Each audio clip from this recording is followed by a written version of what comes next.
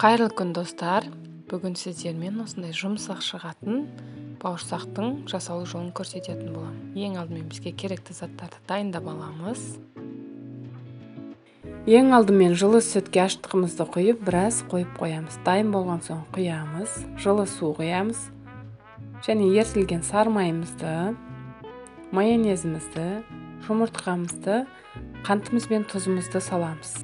Барлығын жақсылап араластырып аламыз.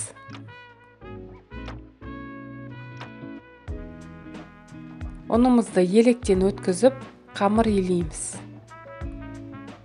Қамырымыз суып қалмай илеп аламыз, және қамырды өте жұмсақ қылып илейміз.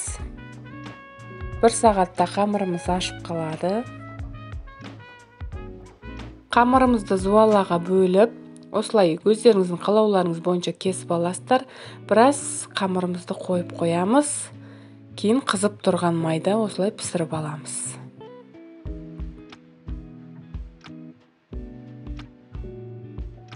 Ал енді бауырсағымыз дайын, өте жұмсақ, дәмі де өте жақсы болып шығады. Сіздер де жасап көріңіздер. Видеоны соңына дейін көргеніңіз үшін рахмет. Менің арнама тіркеліп, лайк басып, пікір жазуды ұмытпаңыз. Сіздермен болған Айгерім Болысбек.